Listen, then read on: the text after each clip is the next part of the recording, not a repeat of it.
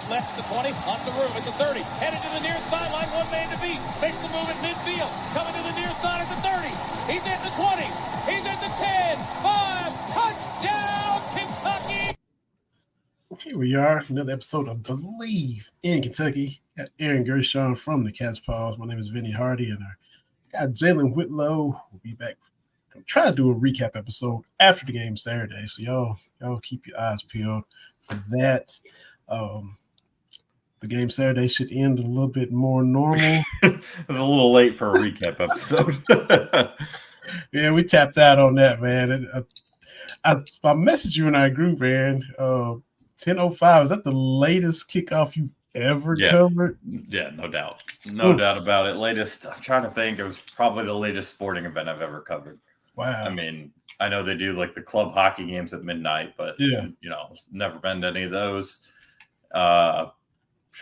There was, the baseball game against Oregon State was a 9:05 first pitch, but that was planned and not delayed. So yeah, no, I can't think of anything else, man. It was wild. Never covered. Actually, that was the first game I've covered with any sort of delay on the football side. So hopefully it's a one and done situation. But, that's obviously could happen. There were a lot of the games across the country affected, including South Carolina's that we'll get into a little bit later. But Kentucky got the brunt of it, of course, with the 2-hour, 10-minute delay, whatever it was. And then, 5 minutes into the third quarter, another one, and they finally just called the damn thing. So it was a crazy, memorable, long, every adjective near the word long night you can imagine, but productive one for Kentucky when they were on the field. And, we'll break it down and get ready for this next one here. That'll be the complete opposite from a weather perspective. It's supposed to be 71 and sunny in Lexington Saturday, rather. So it doesn't get much better than that. Yeah, for sure. Matt Mitchell, the guy that does SEC roll call, of course, he did his first week one skits, and he worked in Kentucky in the weather, of course, and that was we gave him plenty of material for that. Yeah, it was just, and I do want to say that the folks at UK, what else are they supposed to do? Like, they're just following protocol. I know fans were pissed off about the whole not opening the gate situation, but they're just being told what to do. They're at the mercy at the SEC to an extent as well. So at a certain point of time, I'm not sure exactly when that clock starts, but UK stops getting control and it goes to the conference. So, not much they could have done, not much anyone could have done. The updates that fans were complaining they didn't get enough of, we weren't getting anything either. So we were all in the same boat. It was a very unusual set of circumstances, something we're not obviously used to at all. And, it was a weird night. A lot of people worked late nights. Shout out to the shuttle driver who shuttled back media and workers there. She said she was going to be driving until 4 a.m. That's a crazy, crazy night. I got home around 2. I know others, on our beat got home around 3. So just a wild night that I hope I never have to experience again. But in looking back on it years from now, it'll be a cool story to tell. Yeah. I was actually we had a friend of ours had a graduation party, and I'm thinking, okay, I'm gonna end up missing some of the game, and then the delay ended up pushing back so far that we got home and didn't miss anything. Yeah. So I'm watching you on Twitter. I'm watching UK Athletics on Twitter. We got the updates. And, they're warming up, and they're not. Projected for 8:50, and then 9:05, all of that. And so I'm retweeting stuff, and then, people were replying to me, this is a joke. People at the game had no idea what's going on. And I'm like, it is what it is. It's not anybody's fault. No, it was no one's fault. No one's at all. People got their phones, and of course the phones might not work. At Commonwealth, at Kroger Field is good. Yeah, the service is never good. Yeah, but it was what it was. It's just one of those things. And Louisville was supposed to get a lot of this weather, but it ended up being Lexington, and we saw the whole Drew Diener versus the weather guy Right. battle. Oh my God, yeah. Louisville was supposed to get a lot of this weather, and they didn't, and we did. So I don't know. Yeah, it happens. And look, you rather be. You don't want it to happen any game. Obviously, it would have been really cool. And I saw you put the video out. Something I was talking about. We were talking about last week about getting some of the young guys some snaps. And Mark Stoops talked about how he was the one thing he hated from that game is that they couldn't get some of the young bucks more snaps. They were. I mean, the defense that was about to come in.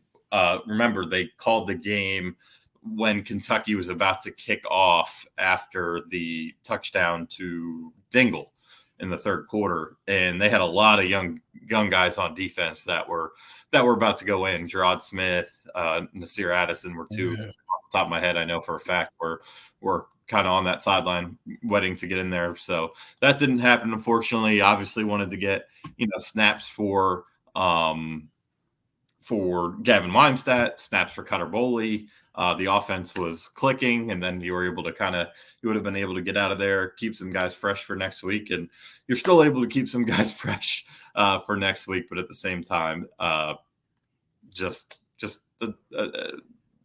you left meat on the bone, but that's not your fault. It was just a bizarre night that no one can control, and now you get ready to play your first normal football game Saturday, in a game that'll mean pretty much everything to this season, honestly. Yeah, and that's the first thing I thought of when the game got called. And I was, at that point, you call it, it's 31-0, it's midnight or whatever you call it. The game is in hand, but my first thought went to, because you nailed it. You talked about getting guys depth, give guys some run, and in the past that's hurt them because they haven't been able to do that.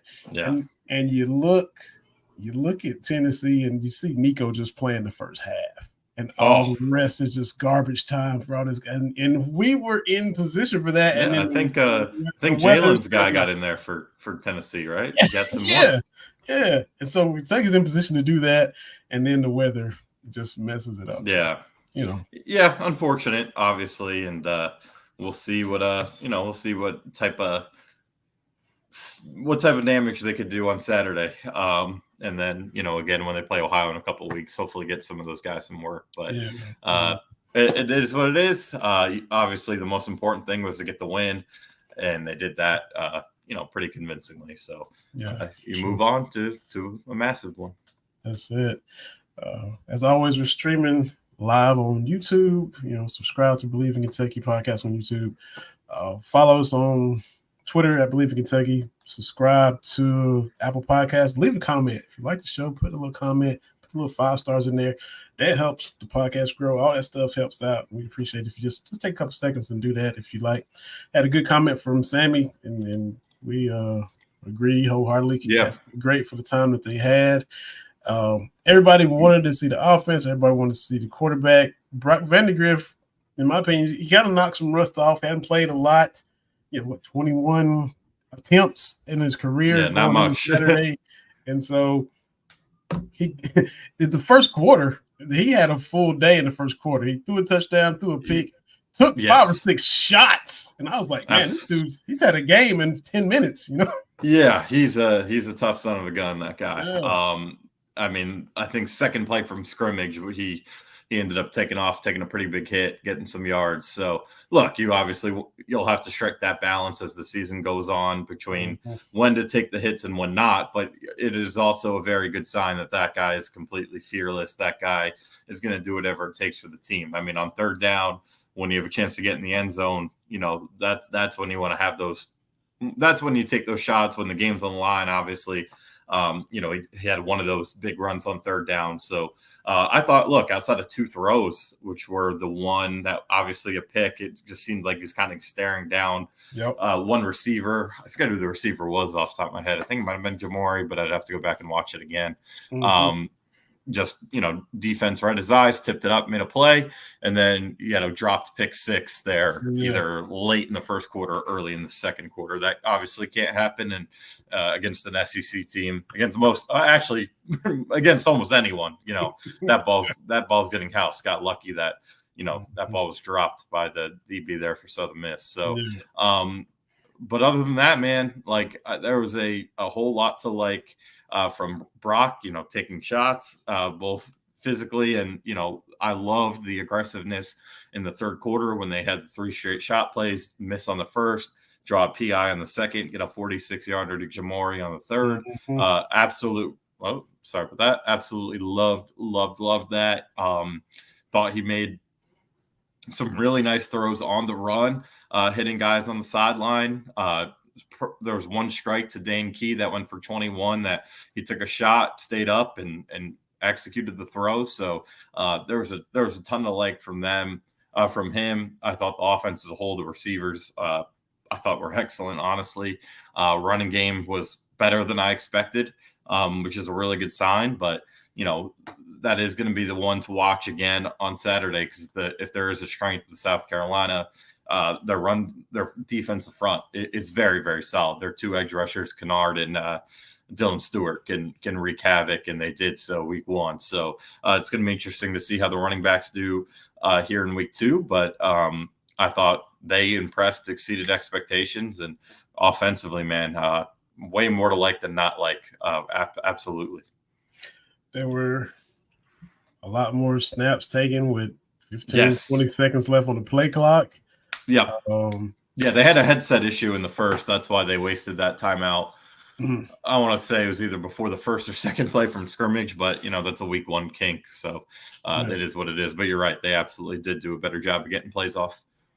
And Brock, that early in the game, too, they had a free blitzer come to his right and was down around his ankles. He kind of kicked him off and just missed the pass to Macklin, and still was able to get a lot of strength on that ball and just missed him going to the sideline. And initially you look at it, you think, God, he's about to get clobbered, and he's able to step up and just kind of do a little shimmy and still get a good throw. So that was, and he's only going to get better.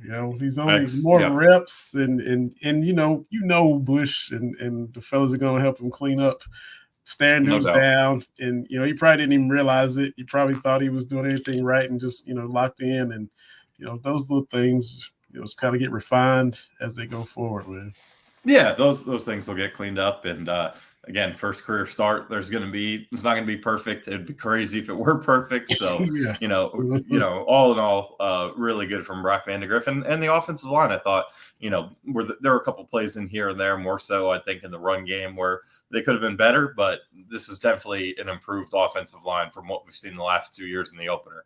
No sacks allowed, no pre-snap penalties. I think the only penalty on the offensive line was an eligible man downfield. I think it was Mincy who got Mincy, yeah. So, nothing, no discipline issues with the offensive line, no holdings, no pre-snap, like I said, no sacks allowed. They allowed maybe 2 hits off the top of my head. So I was very, very impressed with those guys, especially I thought Jagger Burton played a really good game. I know there was when I asked Mark Stoops about that on Monday, he downplayed it a little bit, but I thought that was one of the better games, especially in pass protection, that Jaggers played. The rest of the guys were solid as well. I think maybe the one guy you want to see a little more from is Jalen Farmer, but similar to Brock, first career start. So, he'll get better with time as well. So that was probably, honestly, and we'll flip to the defense in a second, that was probably the most encouraging sign of all. I mean, I think Brock, we all felt pretty good about. He probably did I would say he was probably as advertised, if not a little better. The receivers were as advertised, if not a little better. Running backs were a really good start. But I think the biggest thing for sure was that the offensive line started the season off on a strong note when it hasn't done the last 2 years. And you mentioned discipline issues. There was instances where Southern Miss was trying to, I think, kind of bait him into some stuff, trying to have a little off the field, after the play, extracurricular type stuff. And they, it got chippy. You could feel it getting chippy. And they still, everybody, for the most part, still kept their cool. It's that fine line, having an edge and being stupid and losing your mind and hurting your team. And they kind of walked that line really well for game 1 to me. Yeah, exactly. I thought they were extraordinarily disciplined. I know there was a skirmish when Kentucky, I think they were on offense, and they were, because they ended up kicking a field goal right after, and everyone kept their cool there. I think the only stupid quote unquote penalty of the whole game, from Kentucky side was a JJ Weaver roughing the passer, which I honestly didn't even see. The He was camera pulling up. He was. I mean, was he? Yeah, I didn't even see it on tape. Honestly, the TV copy, at least, I didn't. They didn't really show it. He kind of pulled up. You saw him. I mean, if you're gonna get it, he could have got his money's worth and really cheap shot at him. Yeah. He didn't.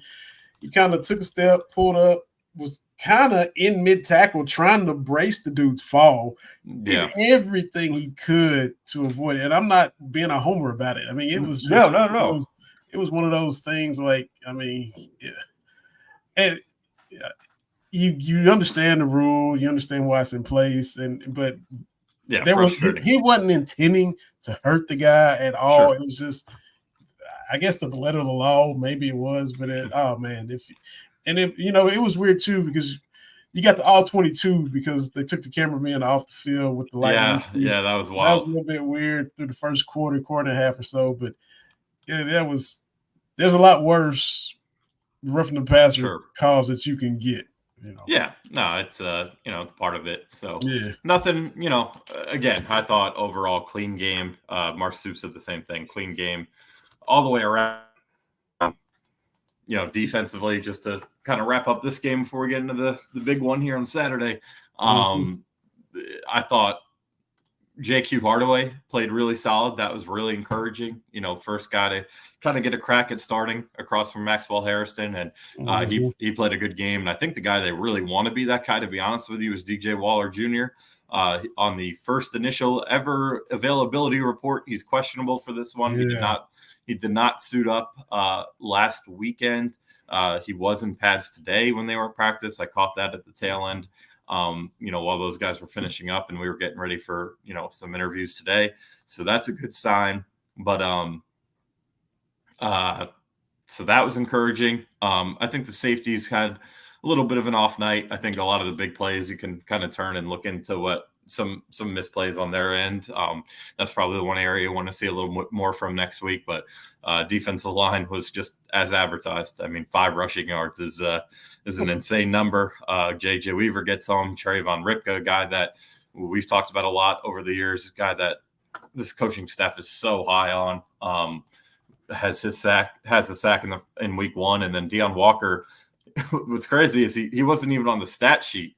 But if you go and watch the interception that Dumas Johnson had, look who's wrecking havoc on that. And who is the free rusher that forced Rodemaker to get that ball out? It's big number 0. So, he got in the mix. Khalil Saunders looked good. And then the guy that caught my eye on defense, man, was Alex Safari. That guy was all over the freaking place. And, you're going to see him. They only had 36 defensive snaps. He played 11.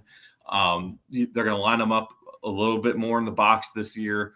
He'll still play some safety for him, but he had 2 tackles for loss, and the twitchiness, the speed at his size. I mean, you see why they're in love with that kid and have been his whole tenure here. And I was super, super impressed with Alex Farr, number 3. I mean, that is the guy for me outside of he was probably outside of probably Johnson, just given the pick, given the quarterback hurry, probably my defensive MVP in that game. I just thought he was fantastic. So really good start for this defense. Anytime you put up a goose egg, you can't complain too much. They got to clean up some of those third downs that killed them early, and luckily they were able to avoid anything more happening there from a points perspective. But great start for this defense, and they should be able to take care of business this week before their biggest test yet, coming up against Georgia a week from Saturday. Yeah, those couple of third and longs got them early, and then they kind of started tightening it up, as the game progressed. And then the one time Southern Miss was really knocking at the door. D-Jack tips the pass, gets the pick, and that was their only legit threat. No doubt, for sure. But yeah, man, it's heading into South Carolina. You talked about it. You saw it. Offensively, they should not scare you, and No. you got to make old boy uncomfortable. You talk about our new quarterback. They got a new quarterback too, and it's his first road start, and it should feel like that. I fussed and ranted and raved, about my Cowboys because, Jordan Love has been in the league a while, but it's his first year as a starter. This is his first road playoff game, and he looked like a 12-year vet because he picked the Cowboys apart. You can't have that with Sellers this weekend. You got to make him feel uncomfortable. Yeah, no doubt about it. Look, Sellers is a guy that is a redshirt freshman who – made some plays with his feet last week. He had one really good deep ball that was dropped by Jared Brown, the receiver. But other than that, man, he even said, I was listening to his press conference from this week, that he played a little timid. And if he's playing timid at home against Old Dominion with this Kentucky front, you got to make him play timid again. And that, that's easier said than done. I mean, look, they're at week 1 to week 2 jump. Week one to week 2 growth is usually pretty substantial, even in this situation where you're going to conference play. But this is a guy, again, like you said, first career road start, first career conference start for him. Didn't play great against Old Dominion. I'm not sure exactly where his confidence is going to be going into this one. And then you look at South Carolina. I mean, their receiver room is just not up to par for what it should be in the SEC. Like, they are starting a group of 5 transfer from Coastal Carolina and Jared Brown. They're starting a redshirt freshman who barely played last year, or a true freshman, I'm sorry, that didn't obviously was fresh out of high school, and then a redshirt freshman from Florida State who barely played last year. And then, they have guys like Nick Harbor, who was a highly recruited guy in high school, but he hasn't been able to do much yet at this next level. A lot of young guys at receiver, losing anytime you lose Xavier Legette, your room is bound to take a step back. But it's like they do not have an SEC wide receiver room, and then tight end. You have some guys in there. Josh Simon's been around a while. Brady Hunt, transfer from Ball State, a guy we were actually talking about a lot this time last year, and then he didn't end up playing at all last season. Didn't play against Kentucky. He was all MAC guy in 22. So you got to be aware of those two guys. Southern Miss tight end Kyron Heath, who's a transfer from Ole Miss, had the big 34-yard play on 3rd and 18. So obviously, got to shut down the tight ends in the pass game. But that wide receiver room is a mess. And then at running back, Rocket Sanders is a household name in the SEC, but he only averaged about 3 yards per pop last week. So look, we know how good Kentucky's defensive line is, how good the front 7 is. They just got to play to their capabilities, and they should be able to win this, or they should be able to handle business and make Sellers uncomfortable. But they got to go out and execute it. And then South Carolina last year, very similar to 2022 Kentucky, where they couldn't block anyone. Injuries did play a big role in that, but you look at their offensive line this year, they gave up 4 sacks last week. They're starting a true, not a redshirt, a true freshman at left tackle in the SEC, which, not an easy spot for that kid. 6'7", but he's 300 pounds. Kind of reminds me from a body standpoint of Malachi Wood at Kentucky, who came in at 6'8", 283. Now he's up to 320 and is the backup left tackle. But they are, I think they have a redshirt freshman at right tackle, and then the guys inside are veterans, but they're not great players. So it's a huge mismatch on paper. Kentucky's defensive front 7 against South Carolina's, and that should help them, do like what you said, make Sellers uncomfortable and keep them playing timid.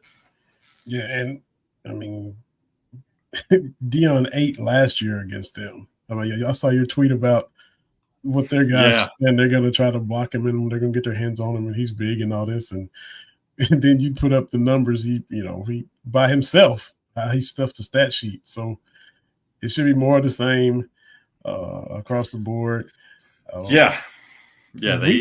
manhandled.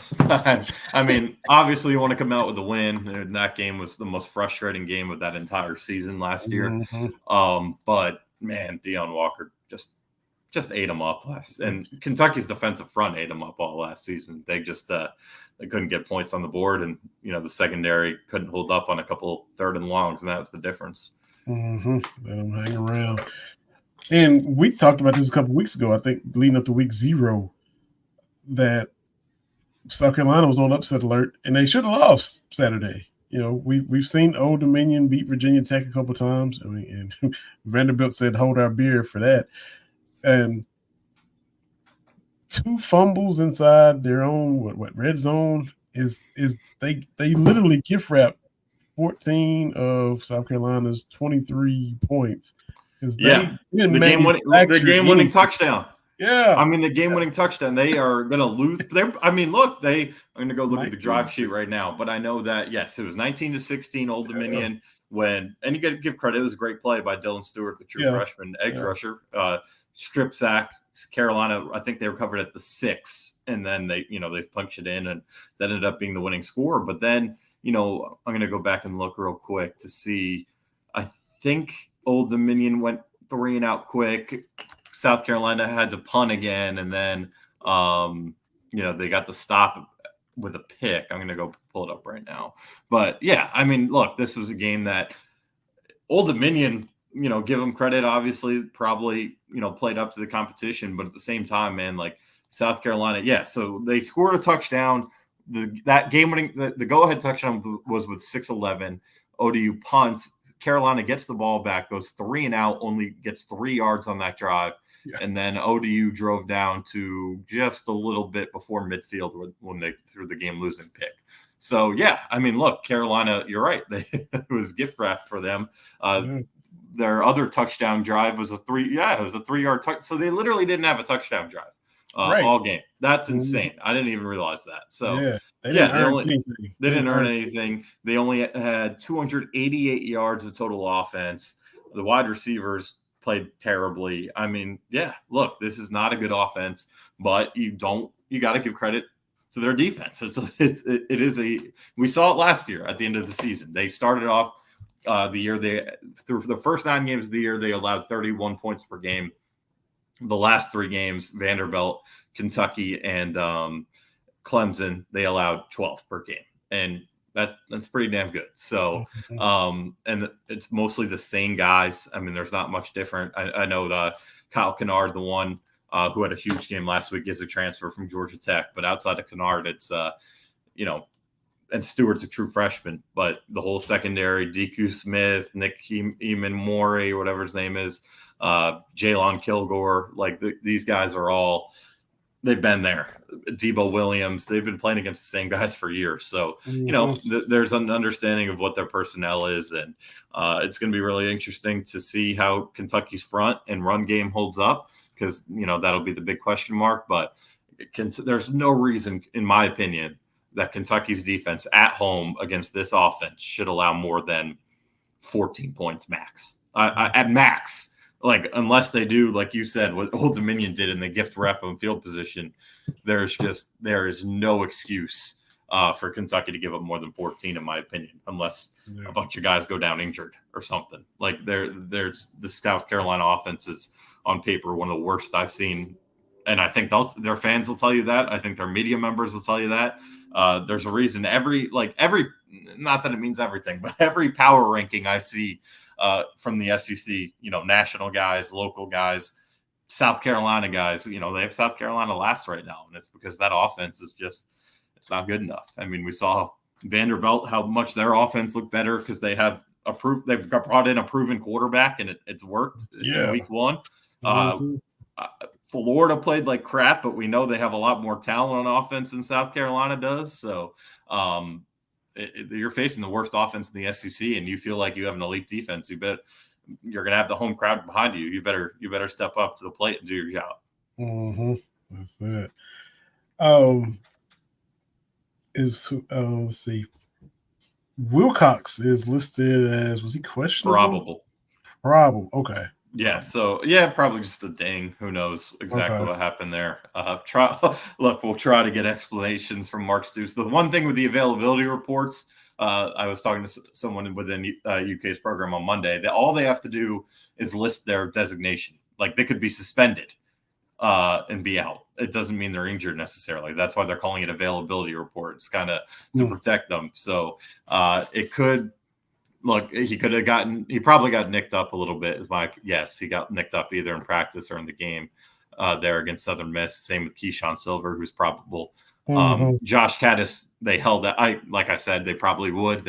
He suited up, but he didn't play at all last week. I think they were just, they were trying to protect him, and DJ Waller didn't suit it up at all, but he's been practicing this week. And then, the guys who were out were all known. No surprises with the guys out. Those are all guys with long-term injuries. Yeah.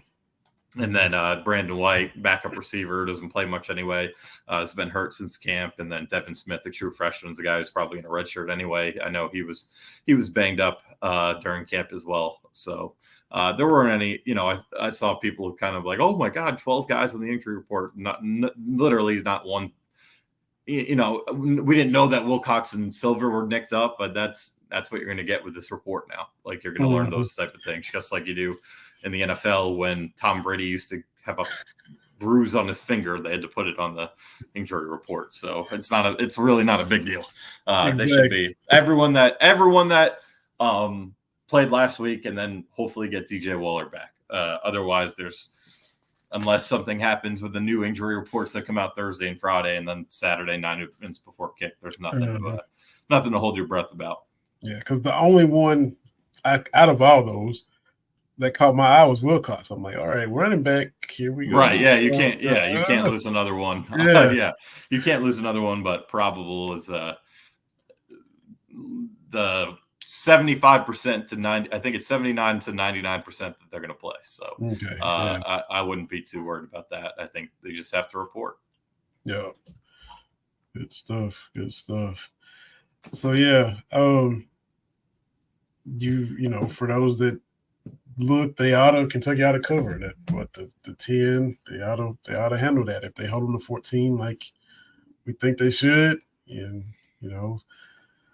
that would mean South Carolina's defense is on the field a lot, and then maybe it's a little bit of tough sledding in the first quarter and a half or two, and then you kind of wear them down, and you can get some points on the board, and you pull away, and then you make it the 28-10 type of game or something like that. I don't know, 24-13, whatever, but Yeah, I think it'll probably be in that ballpark. I think Kentucky has the talent to go out there and stomp them out. I really do. But Carolina usually gets up for this game. And we all know the Beamer Stoops history. There's no point in revisiting it. We know what it is, and they don't like each other. They'll never admit it publicly. That's fine. They don't like each other.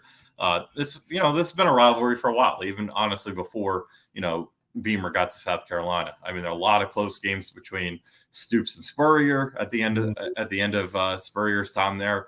Muschamp and Stoops had a lot of battles, and then Beamer and him, things got personal and whatever.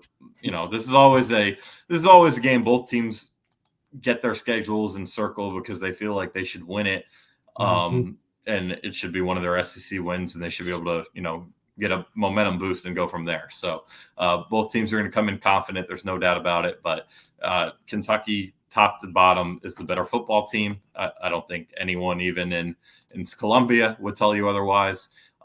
They just got to go out and execute, which is something that they failed to do in some of these games in recent years. And that's why they haven't had the exact seasons they've wanted. So if they go out, they execute, they take care of business on the defense side of the ball, do enough on the offense side of the ball, they're going to win this game pretty easily. But again, Carolina's going to come in with their hair on fire, and they're going to give them a fight. Yeah. And so that's basically where we are. And, Kentucky allowed Beamer to pop off by not taking care of business when they've been better than them the past couple of years. And that's why you talk about the sunglasses, and then you don't win, then you got to take your medicine. So that's what's had to happen there. So nothing to do but go out and beat them like you're supposed to. Like you broke it down so well that you're better, been better, just go be better. Yeah. We talked about it when we made our win-loss predictions. If you beat the teams you're supposed to beat, you got 8 wins right there. You're in position to knock off one of the 4 teams that are better than you. So just go do it. Take care of business. That's all you got to do. Yeah, nah, yeah, that's all. That's all. Nah, but easier said than done. But yeah, no, there's no doubt about it. And look, we've talked about it ad nauseum this offseason, but it's true. This game will make or break this season. There's no doubt about it. Not that look, they're not going to give up if they lose this game, right? They're going to keep fighting. They'll give Georgia all they've got. I don't know if it'll show up in the scoreboard or not. They'll battle Ole Miss. They're not this. Mark Stoops' teams. One thing he's very good at is even in years that they don't go as planned, like they did last year and 2 years ago. Like they fight. They don't really lay over and die. I mean, they obviously beat Louisville at the end of both seasons. South Carolina last year, they played hard. They just simply didn't execute. Alabama, they played hard. They were simply outclassed. And then the year before that, trying to think, they lost to Vandy, and then after Vandy they played Georgia pretty damn well, and then they beat Louisville. So I mean, look, that's one thing you got to give Stoops credit for. In 2019 they started 2-3. They had to play a receiver at quarterback. They finished the year 6-2. So every time their backs are against the wall, they fight. If they lose this game, they're going to keep fighting, but they're just not going to. Even if they keep fighting, with that loss, they're not going to have the season they want, because then you're probably staring 2-3 in the face, giving Georgia next week and Ole Miss in 2 weeks. Vanderbilt, all of a sudden, it's like, man, they look pretty good week 1. Like they always come. You always know they bring it in Lexington. Usually when Kentucky goes to Nashville, they steamroll them. But when they come up here, I mean, 2018, Kentucky's, I'd say, best or second best season of the Stoops era, however you want to rank it between that and 21, 14-7 game here in Kroger Field. I was dogfight. I covered that one. Yeah. We were all like, what is going on? Right. And then 2020, the COVID year, Vandy didn't win a football game that year. That was a 3-point game. The game here, last time they came here, they won. So, that's going to be a tougher game than you want it to be. Who knows what Florida's going to be playing for at that point? They might have the interim coach boost. That's what I was just going to ask you. Yeah, we'll get to that in a second. And we know Auburn's already a flip game, so like this game just changes the whole trajectory of the season. I think you win this game, that path to 8 is there. You feel like at worst you're going to finish 7-5. If you lose this game, you're starting to stare 5-7, 6-6. Hopefully not worse than that in the face. So just massive, man. They've got to win this game. It's as close to a must win on September 6th or September 7th, whatever the day kickoff is, as it can get. I mean, if they want to have the season they want to have, they better beat these guys. I'll kick them while they're down. It was, like you said, it wouldn't sink the battleship, but it would be really very deflating if they lose to South Carolina, because then it's Georgia. It would take so much steam out of the sails if you fool around and let South Carolina come in and get you again. It'd be 3 straight to them, and then you'd be staring at 1-2 going into the Ohio game more than likely, and it's just all the optimism, all the goodwill, all the, the talent upgrades, this good receiver room, this good offense. It would just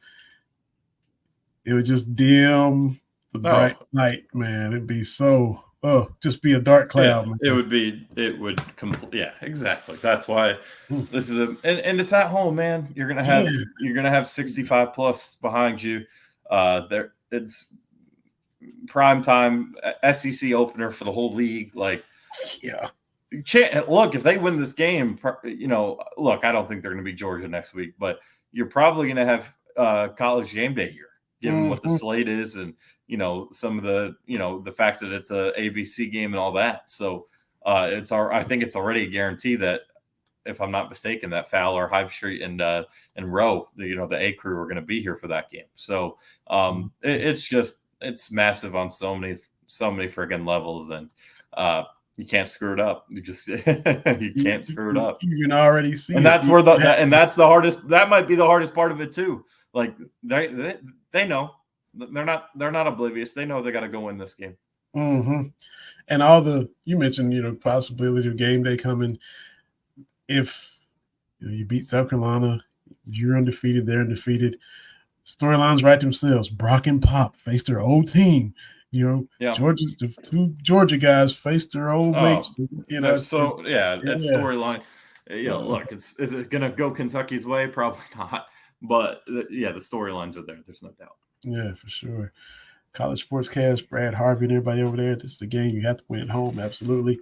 Yep. Winning home games to bad to average SEC teams is not an option. That's no. No, it's not an beat option. the teams you're supposed to beat, man. That's that simple. It's that simple.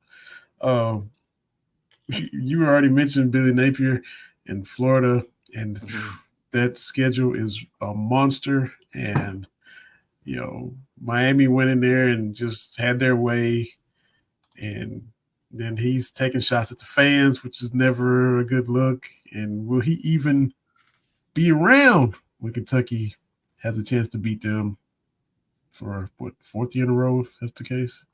Will Billy even be there? I don't know if he's good. I don't know, man. I mean, look, the game was bad. We all know that. I mean, you got to give credit to Miami too. I think they look better than anyone thought they were going to be. But I think the thing, they come out and just look. There are so many plays where you go look and they gave up, man. There was one, I think it was a pick, and one of the offensive linemen just stopped chasing back the DB. It was bad. And then the comment that Billy Napier made on Monday about Florida, people in Central Florida tweeting from their base. First of all, they don't have basements in the state of Florida, Billy. That's one thing you should probably understand where you're living, first of all. But just dumb. Look, Mark Stoops learned his lesson last year. You don't pick a fight with the fans. It's stupid. It's only going to get you bad PR. It's only going to make the fans more pissed off than they are already. It's a no. It's like rule number 1. Yeah. And Napier screwed that up, and look, he's on a hot seat. Obviously, he has a massive buyout. I think it's $26 million. They're going to give him every chance. They're going to give him a couple chances, I think, to get this thing turned around. They have Furman this week, and then a big one at A&M. I think it's at A&M and then at Mississippi State. Like, those are two huge games. If they State's going to score points this year with Jeff Levy. If they were to start 1-3, or even 1-4, if they lose at home to UCF, I think he's gone after a 1-3 or 1-4 start. If they go 2-3 in those games, and they play pretty well, we'll see. But I think the stars are kind of aligning for an interim coach to be on the sidelines when they play against Kentucky, and that's more dangerous, honestly. If you're Kentucky, you hope Florida is fighting and Billy Napier's the head coach, because those interim coach booths are usually pretty real. Teams play up because it's a position coach or coordinator that the players are pretty attached to, and they go out and give it all they got. As we saw, A&M played really hard at the end of last season for Elijah Robinson. Mississippi State played better for their interim head coach after they let Arnett go. So Auburn with Cadillac was in there. Oh yeah, they played their asses off. So that's just how it goes. So if you're Kentucky, you probably want to avoid that, to be honest. Yeah, it'd be nice to see them just on life support with Billy still there. I think that's the best case scenario. Yeah. So we shall see. We shall see, man. And we did our predictions. I put Florida State as a playoff team. That was one of my. So did I. Oh my goodness, I felt good about it too. And whoa, wow, yeah, they're a mess, man. I actually, it's kind of hard to believe how bad it is. I mean, I guess that's the one risk in the portal era is when you build that thing mostly through the portal instead of through high school. The buy-in from guys isn't the same. They're, just guys who don't play for the back of the uniform. They're playing for a check or they're playing to get to the league. Like that is one danger of it. And, Louisville did a really good job with it last year. Their group clearly bought in. You give them credit for that. We haven't seen that from Florida State yet. There's still 10 games. Their chances to make the playoff are probably dead given who they lost to. But absolutely, just a pretty stunning result to see a team that was, arguably snubbed from the college football playoff go from that status to dead in week 2, week 1, actually, not even week 2. Exactly. So it's a shame for that program. I feel bad for that fan base, honestly, but it's a tough sport. It's a tougher sport than ever. There's going to be more parity, and you give credit to both Georgia Tech and Boston College for what they were able to do. And it looks like the ACC is going to come down to probably Miami, Louisville, and maybe Clemson. I think people are overreacting a little bit to what, look, Clemson's clearly not what they were 3-4 years ago when they were in the Natty race every year. But I don't think they're as bad as how they played against Georgia. I think Georgia's just that freaking good. So I think it'll probably go down to Louisville, Miami, and Clemson in that conference. But man, you got to be impressed with Miami, especially Cam Ward. Like that didn't look just like Florida stunk. That looked like Miami making a point. Like, hey, we're pretty damn good. We invested a lot of money in this football team, and we're bought in. And that was an impressive showing. They were probably the team in the country that impressed me the most of anyone last Saturday, outside of just Georgia doing what they always do. Yeah. It's always.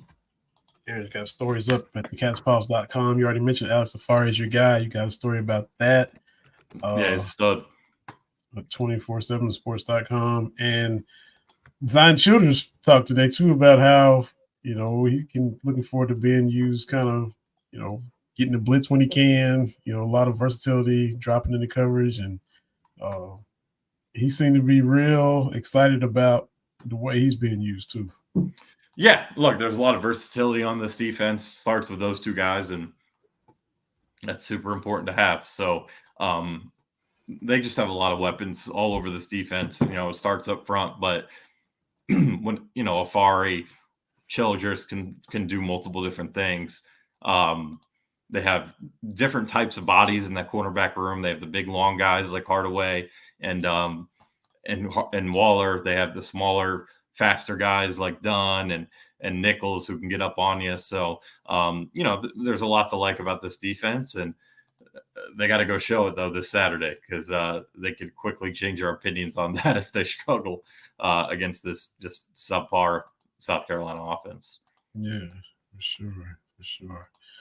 And last thing, man, we're wrapping up. We got one less guy on the beat, man. Cal Tucker from Athletic, who's been doing his thing prior to that at the Courier Journal for several years. I think he hit Lexington right when Kentucky was winning the title in 2012 or somewhere near there. Mm-hmm. Covered Virginia Tech before that. Speaking of them, we already talked about them too. Struggling with losing to Vanderbilt, but he left Blacksburg, came to Lexington, and the coverage is gonna be a loss, because he brought a lot of coverage, especially on the basketball side, and his last article about Willie Cauley-Stein and all his things he had to persevere through. It was really cool to see when we La Familia and how why he wasn't on the NBA squad anymore, and it was how he nearly could have died easily, and it was a really, really cool story. And Willie reached out and was grateful to Kyle, and stepping away from journalism, and it's understandable. You got twin 7-year-olds, and his wife has got a lot of health problems, and his nights and weekends are freed up, and so wish him all the best as he moves to a new opportunity, man. Yeah, no doubt. I have a ton of respect for Kyle. I mean, he's as good of a writer, honestly, as you're going to read. There are definitely things, just like athletes will say, you watch guys and you try to mimic what they're doing, and there's definitely things from Kyle just reading his work over the years, and I've had some conversations with him, just him mentoring me on some certain things over the years and through some situations that, as a more experienced reporter, he's passed off to me. So, I have a ton of respect for Kyle. He was, just awesome on this beat. He kicked our butts, honestly. With some of the stories he was able to write and some of the news he was able to get out there. So ton of, happy for him that he's going to get more time with the family. He already has a new gig. I forget exactly what it was off the top of my head, but happy quickly, landed somewhere he's excited to be at. Excited for him to have more time with the twins, more time with the wife. And, that's a guy who busted his ass doing what he did. He's commuting from Nashville and still coming to, I'd say, about half the games. And obviously, working through, not just Kentucky, but toward the end, they had him doing more national work with college basketball, and he did a good job covering the Final Four. I think he did stuff on NC State. I want to say focused more on NC State than anyone in the Final Four this year. I know he did a big story on St. Peter's. He followed them after they beat Kentucky. So, you're talking about a really good writer right there, a really good dude. And, we'll miss having him on the beat, but, happy for him as he moves on to bigger and better things, hopefully. Yeah, for sure.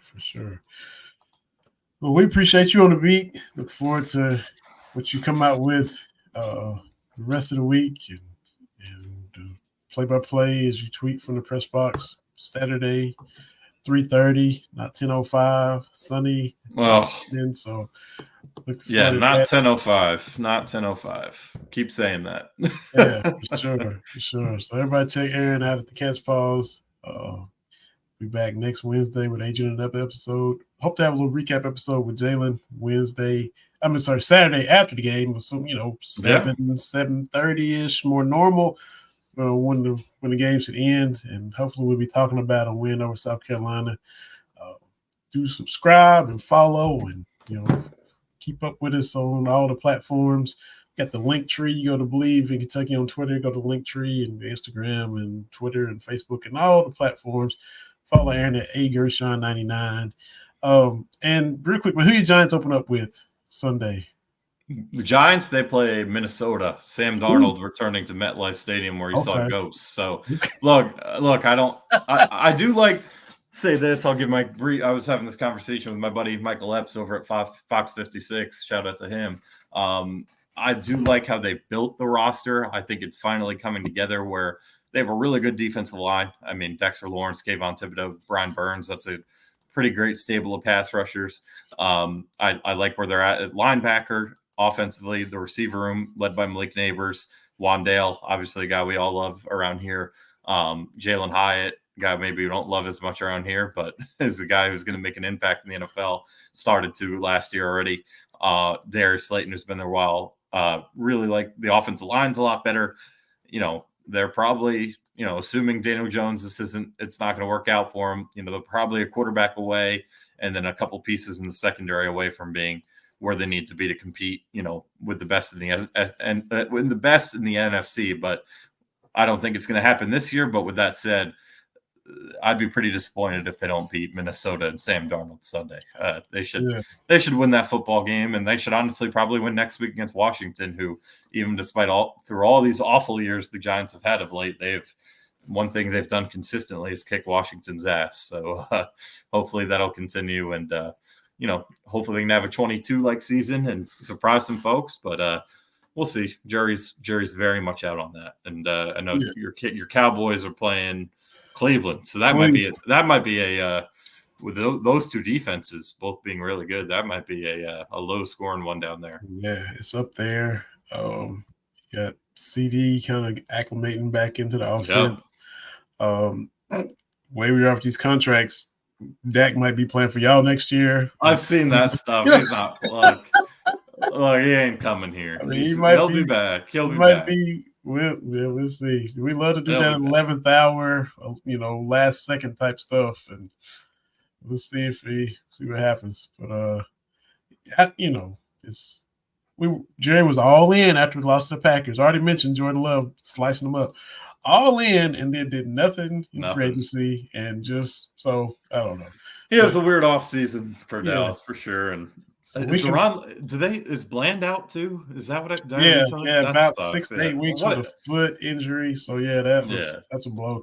You're getting Diggs back off a knee, and then you lose Bland, so you're just not able to have him. I mean, that was one of the coolest stories. Look, I'm obviously not a Cowboy guy by any means. What he was able to do last year was one of the cooler stories there is.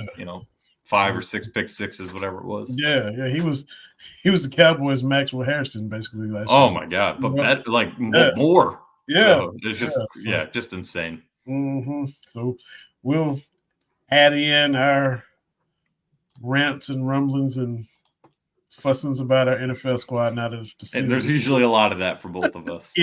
Yeah, that's how we do. So y'all expect that to be mixed in to the Kentucky talk we bring out each and every week. So until next time, man, appreciate you, AG. Appreciate everybody listening. Appreciate y'all commenting. But another episode of Believe in Kentucky for Aaron. This is Vinny. See y'all next time on the Believe in Kentucky podcast, brought to you by Believe Podcast Network.